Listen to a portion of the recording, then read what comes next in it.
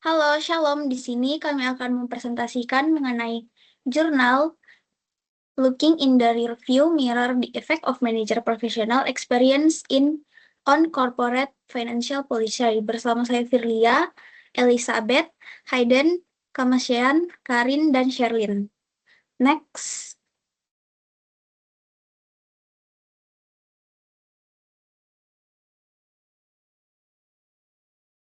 Nah, jadi di penelitian-penelitian sebelumnya itu sudah banyak yang menunjukkan bahwa keputusan perusahaan itu sebenarnya tidak cuma dipengaruhi oleh kondisi ekonomi, tapi juga oleh siapa manajernya. Misalnya ada penelitian yang menyebutkan bahwa manajer itu terlalu percaya diri. Biasanya dia akan mengambil keputusan yang lebih berisiko. Nah, tapi di sini ada satu hal yang masih jarang dibahas, yaitu pengalaman kerja manajer selama hidupnya. Nah, padahal pengalaman kerja ini sangat penting karena terjadi terus-menerus selama karir dan langsung berkaitan dengan kondisi perusahaan. Nah, makanya penelitian ini mencoba melihat apakah pengalaman kerja di masa lalu, terutama pengalaman yang buruk seperti krisis atau kebangkrutan, bisa mempengaruhi cara manajer mengambil keputusan di perusahaan yang dia pimpin sekarang. Next, tujuan penelitian. Nah, tujuan utama penelitian ini sebenarnya sederhana, yaitu ingin melihat apakah pengalaman kerja CEO dan CFO itu memiliki pengaruh terhadap 3 keputusan penting dalam perusahaan. Nah, yang pertama itu adalah keputusan mengenai utang. Apakah mereka lebih takut berutang? Yang kedua adalah cash holding. Apakah mereka jadi lebih banyak menyimpan uang untuk jaga-jaga? Dan yang ketiga adalah investasi. Apakah mereka jadi lebih hati-hati dalam mengeluarkan dana untuk investasi? Nah, yang menarik, penelitian ini itu berfokus ke pengalaman buruk seperti saat perusahaan tempat mereka bekerja mengalami krisis. Nah, selain itu, penelitian ini juga melihat 2 hal tambahan, yaitu apakah pengalaman itu masih baru atau sudah lama, dan apakah pengalaman itu terjadi saat mereka punya posisi penting atau tidak. Next, teorinya. Nah, secara teori, penelitian ini menggunakan konsep dari behavioral finance, yang intinya manusia itu tidak selalu mengambil keputusan secara rasional. Nah, salah satu teori yang dipakai adalah hot stove effect. Jadi, kalau seseorang pernah mengalami kejadian buruk, dia cenderung akan menghindari hal yang sama di masa depan. Contoh sederhananya, jika kita terkena oleh kompor panas, kita pasti jadi lebih hati-hati atau bahkan takut untuk memegang kompor lagi. Nah, dalam konteks manajer, kalau mereka pernah mengalami krisis atau kebangkrutan, mereka mungkin kemungkinan besar akan jadi lebih hati-hati dalam mengambil keputusan keuangan. Nah, selain itu, ada juga konsep pesimism, pessimism bias, yaitu pengalaman buruk yang biasanya lebih membekas dibanding pengalaman baik. Jadi, sekali mengalami krisis, dampaknya bisa panjang. Selanjutnya itu data dan sampel.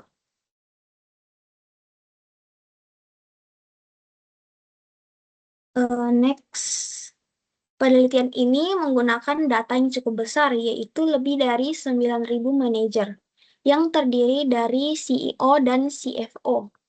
Data ini diambil dari beberapa database besar seperti Execucom dan BoardX untuk melihat riwayat pekerjaan mereka, serta Compustat dan CRSP untuk data keuangan perusahaan. Radio penelitian panjang ini dari tahun 1980 sampai 2011. Nah, yang dimaksud dengan pengalaman buruk di sini itu ketika manajer pernah bekerja di perusahaan yang mengalami kondisi kebangkrutan, penurunan kinerja, atau penurunan harga saham yang signifikan. Jadi, di sini itu benar-benar dilihat dari pengalaman kerja manajer di dunia kerja.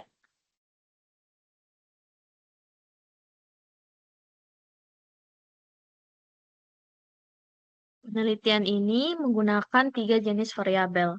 Pertama, variabel terikat, yaitu kebijakan korporasi. Ini mencakup leverage, cash holding, sama capital expenditure yang sudah dijelaskan Firlia sebelumnya.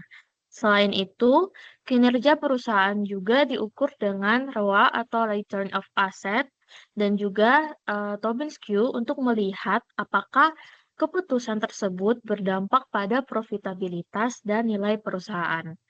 Yang kedua itu ada variabel bebas utama, yaitu pengalaman profesional manajer. Variabel ini mengukur apakah seorang manajer pernah bekerja di perusahaan yang mengalami kesulitan, seperti kepailitan, penurunan peringkat kredit, penurunan arus kas, atau penurunan kinerja saham. Logikanya, pengalaman tersebut dapat membentuk sikap manajer menjadi lebih konservatif dalam mengambil resiko. Lalu yang ketiga itu ada variabel konstan yang digunakan agar hasil penelitian tidak bias. Ini meliputi faktor perusahaan seperti ukuran, profitabilitas, dan peluang investasi, serta faktor manajer seperti usia, pendidikan, dan insentif. Bahkan, faktor psikologi seperti overconfidence juga diperhitungkan karena dapat mempengaruhi pengambilan keputusan. Next.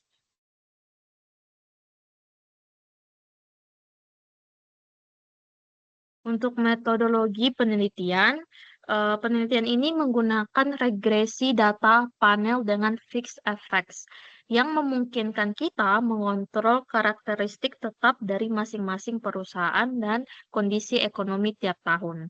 Selain itu, digunakan juga difference regression, yaitu membandingkan kebijakan perusahaan sebelum dan sesudah pergantian manajer. Metode ini membantu menangkap perubahan yang benar-benar terjadi akibat pergantian tersebut. Lalu ada juga strategi identifikasi. Salah satu tantangan utama adalah memastikan bahwa perubahan kebijakan benar-benar disebabkan oleh manajer, bukan karena perusahaan memang ingin berubah. Untuk itu, penelitian ini menggunakan kasus pergantian CEO eksogen, seperti pensiun alami, masalah kesehatan, atau rencana sukses yang sudah direncanakan.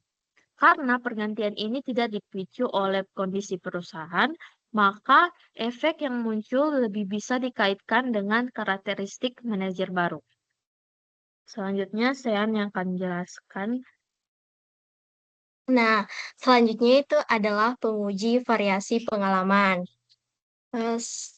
Next, sebelumnya, Nah, di mana pada bagian ini tuh penelitian tuh tidak hanya berhenti pada pengujian hipotesis utama, tetapi juga melakukan pengujian tambahan, di mana berfokus pada aspek perilaku manajer.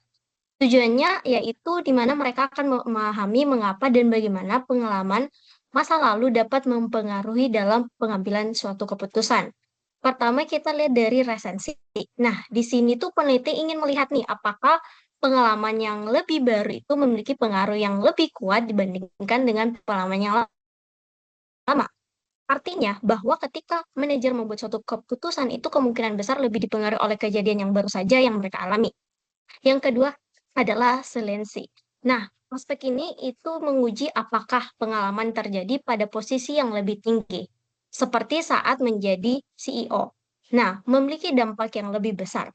Hal ini tuh karena posisi tersebut biasanya memiliki tanggung jawab yang lebih besar atau tekanan yang lebih tinggi. Sehingga pengalaman yang terjadi itu akan menjadi lebih terkesan. Yang ketiga adalah frekuensi.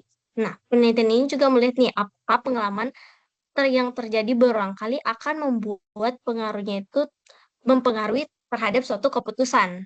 Nah, semakin sering seseorang itu menghadapi situasi tertentu, maka semakin kuat juga kan suatu pola yang akan terbentuk dalam membuat suatu keputusan.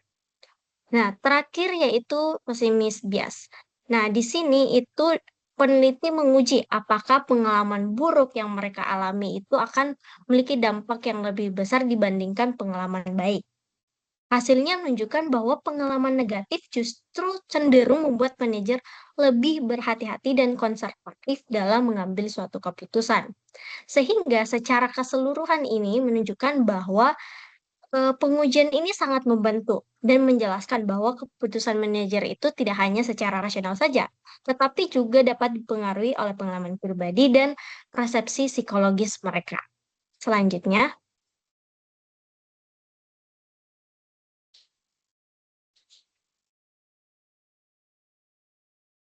Lalu masuk ke dalam hasil utama. Yang pertama ini ada leverage atau utang.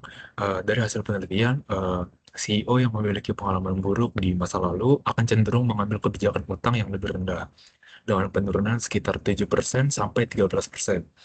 Petinggi perusahaan ini seperti CEO ini menjadi lebih waspada terhadap risiko kebangkrutan yang pernah dialami. Kenapa demikian? Karena mereka ini udah merasakan sendiri gitu resiko nyata dari utang seperti kesulitan bayar atau bahkan terjadinya kebangkrutan dalam perusahaan. Jadi ketika mereka ingin memimpin perusahaan baru, mereka cenderung untuk tidak terlalu gegabah dalam mengambil hutang dan lebih memilih opsi yang lebih aman.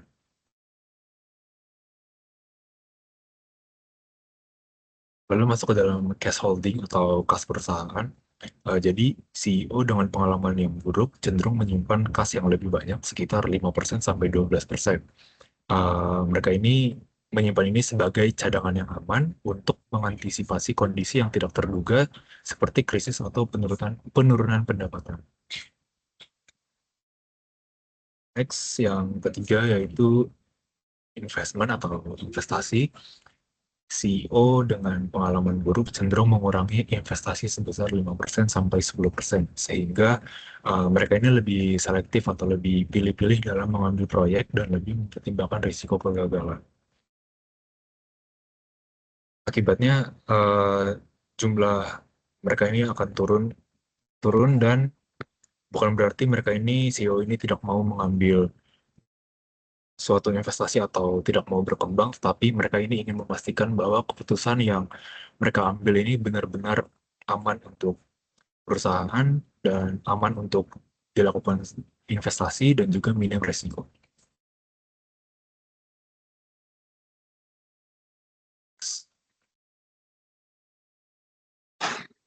Baik, di sini kita akan membahas bagaimana pengalaman profesional di masa lalu seorang manajer itu membentuk gaya kepemimpinannya. Secara khusus, fokus kita sekarang adalah pengalaman masa lalu yang berkaitan dengan hasil perusahaan yang negatif seperti kesulitan keuangan atau kebangkrutan. Dan ketika manajer menghadapi kesulitan ini, ekspektasi serta preferensi risiko mereka berubah secara signifikan. Ini mendorong mereka untuk menerapkan kebijakan yang jauh lebih konservatif. Nah, fenomena ini sangat sejalan dengan apa yang disebut sebagai efek hot stove atau kompor panas. Analoginya, secara sederhananya, layaknya seseorang yang memang memiliki bias untuk tidak menyentuh kompor karena pernah merasakan panasnya. Seorang manajer akan memiliki bias untuk menolak alternatif yang berisiko demi menghindari tindakan-tindakan yang pernah berujung pada hasil yang buruk di masa lalu. Lalu selanjutnya,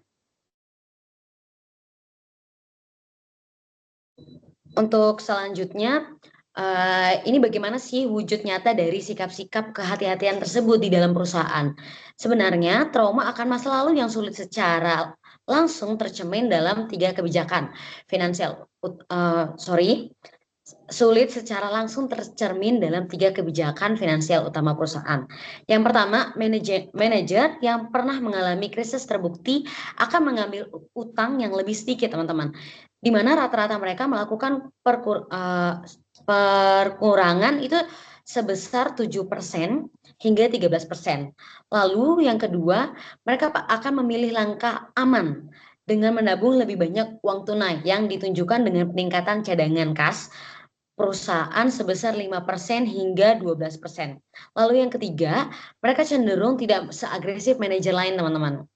Sehingga mereka mengurangi pengeluaran modal atau investasi sebesar 5% sampai 10%. Nah, ketiga perubahan ini menjadi bukti bahwa pengalaman krisis membuat manajer lebih memilih strategis bertahan. Selanjutnya, di sini kita bakal bahas dimensi waktu dari pengalaman krisis tersebut melalui hipotesis kebaruan. Nah, apakah semua krisis ini sebenarnya berdampak sama besarnya? tidak peduli kapanpun terjadinya, dimanapun terjadinya. Nah, untuk jawabannya sendiri, teman-teman, yaitu adalah tidak ya. Karena dalam teori pembelajaran dan hukum kembaruan dari Watson, ini menyatakan bahwa peristiwa yang paling baru diamati, yang paling mungkinlah yang akan mempengaruhi perilaku seseorang. Untuk menguji hal ini, literatur membagi pengalaman krisis menjadi dua, pengalaman baru yang terjadi dalam 6 tahun terakhir dan pengalaman lama yang terjadi lebih dari 6 tahun yang lalu.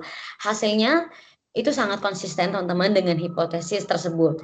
Pengalaman krisis yang jauh lebih baru ternyata memang lebih berdampak nih, lebih kuat terhadap keputusan suatu perusahaan. Jadi semakin baru krisis itu dirasakan, maka semakin kuat pula kecenderungan manajer tersebut untuk menurunkan utang dan menimbun uang tunai. Untuk selanjutnya kita bakal bahas hipotesis salinen. Berdasarkan teori psikologi, manusia cenderung memiliki probabilitas atau dampak suatu peristiwa berdasarkan seberapa menonjolnya kejadian tersebut di dalam ingatan mereka nih teman-teman. Dalam konteks manajer ini sendiri, sebenarnya seberapa menonjol sebuah krisis ditentukan oleh dua hal utama. Yang pertama itu adalah frekuensi dan jabatan. Pertama dari segi frekuensi, manajer yang akan mengalami krisis secara berulang kali terbukti membuat kebijakan yang memang jauh lebih konservatif. Data menunjukkan bahwa seorang manajer dengan pengalaman krisis yang berulang, ia akan memotong utang perusahaan hingga 2,5% lah dari hasilnya itu sendiri dibandingkan pemotongan 1,5 poin dari manajer yang memang mengalami krisis yang satu kali ini teman-teman. Dan lalu yang kedua yaitu jabatan. Jabatan saat krisis terjadi memang sebenarnya sangat krusial teman-teman. Jika krisis ini dialami saat manajer tersebut sedang menjabat di posisi puncak seperti CEO atau masuk dalam jajaran-jajaran eksekutif teratas, dampaknya terhadap gaya kepemimpinan di masa depan ini sebenarnya menjadi jauh lebih dramatis. Sebagai gambarannya, manajer ini menghadapi krisis saat ia memang menjadi CEO di masa lalu akan menurunkan utang perusahaan barunya yang memang akan jauh lebih ekstrim dibandingkan jika ia hanya staf biasa saat krisis terjadi. Nah, yang terakhir, boleh slide selanjutnya. Di sini kita bakal bahas hipotesis bias pesimis. Nah, mungkin di antara kita akan bertanya-tanya apakah memang pengalaman sukses bisa mengubah manajer yang pesimis ini menjadi lebih berani untuk mengambil risiko. Sebenarnya jawabannya ada pada hipotesis yang menyatakan bahwa kejadian negatif memberikan efek asimetris yang jauh lebih besar dibandingkan kejadian positif. Hal ini didasari oleh sifat alami manusia yaitu enggan terhadap kerugian, teman-teman. Temuan dari literatur ini memang sangat mengejutkan ya. Apalagi kalau misalkan memang kita memiliki pengalaman-pengalaman yang sangat profesional atau pengalaman-pengalaman yang membuat kita sukses.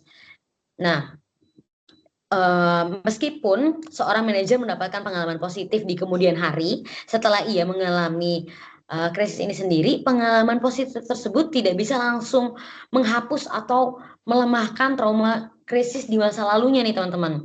Jadi dengan kata lain, sikap pesimis atau gaya kepemimpinan ini akan mengakibatkan adanya pengalaman-pengalaman pahit masa lalu yang memang benar-benar mendominasi dan membekas secara permanen pada diri seorang manajer. Boleh selanjutnya?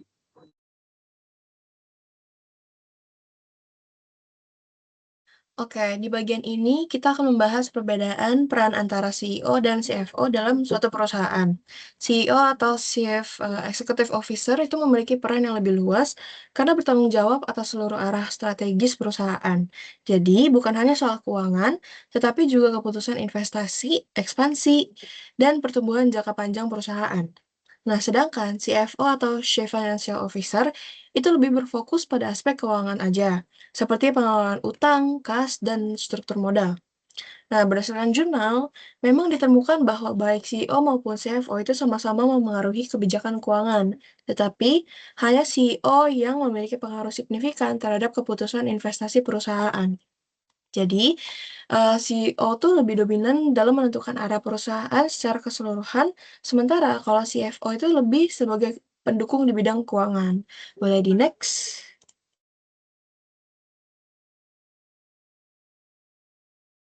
Oke, selanjutnya kita lihat dampaknya terhadap kinerja perusahaan.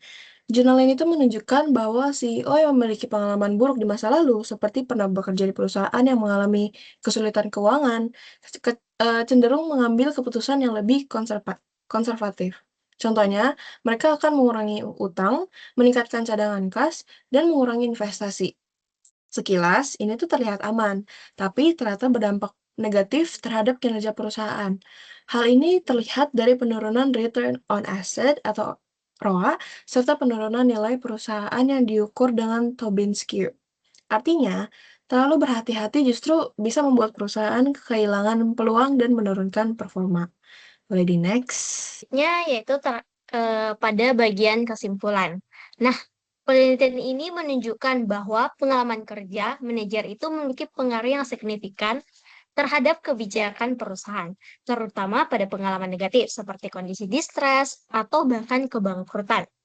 Pengalaman tersebut membentuk preferensi resiko manajer, sehingga mereka cenderung mengambil keputusan yang lebih konservatif.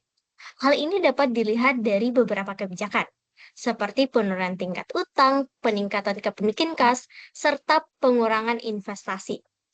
Fenomena ini sejalan dengan konsep hot stove effect, yaitu kondisi di mana individu menjadi lebih berhati-hati dan cenderung menghindari risiko setelah mengalami pengalaman buruk di masa lalu.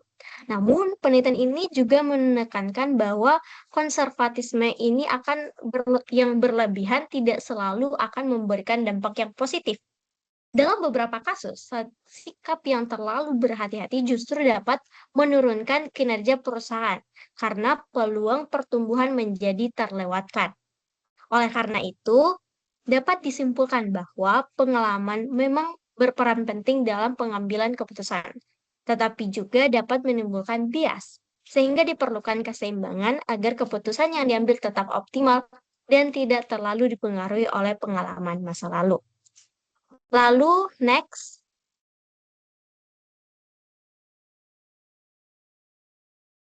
Nah, selanjutnya adalah implikasi. Pada bagian implikasi, penelitian ini memberikan beberapa poin penting nih yang relevan bagi berbagai pihak. Pertama, kita berfokus pada perusahaan. Nah, dalam penelitian ini menunjukkan bahwa latar belakang dan pengalaman profesional CEO yang sangat penting untuk dipertimbangkan dalam proses rekrutmen. Hal ini karena pengalaman masa lalu dapat menjadi indikator dalam memprediksi bagaimana gaya kepemimpinan serta kebijakan yang akan diambil ke depannya, atau dalam mengambil keputusan secara jangka yang lebih panjang. Kedua, itu berfokus pada investor nih. Informasi mengenai pengalaman CEO dapat digunakan sebagai alat analisis tambahan dalam menilai prospek perusahaan. Dengan memahami pengalaman masa lalu manajer, investor tuh dapat mengantisipasi kecenderungan kebijakan perusahaan. Apakah akan lebih agresif atau justru lebih konservatif. Yang ketiga adalah bagi regulator dan pemangku kepentingan lainnya. Penelitian ini menekankan nih bahwa pentingnya memperkuat mekanisme corporate governance. Nah, pengawasan yang baik diperlukan untuk mengurangi potensi bias dari manajer, sehingga keputusan yang diambil tetap berfokus pada penciptaan nilai jangka panjang bagi perusahaan. Sehingga secara keseluruhan nih, implikasinya itu menunjukkan bahwa faktor manusia, khususnya pengalaman pemimpin, memiliki peran besar dalam menentukan arah serta kinerja perusahaan yang akan jauh lebih baik. Selanjutnya,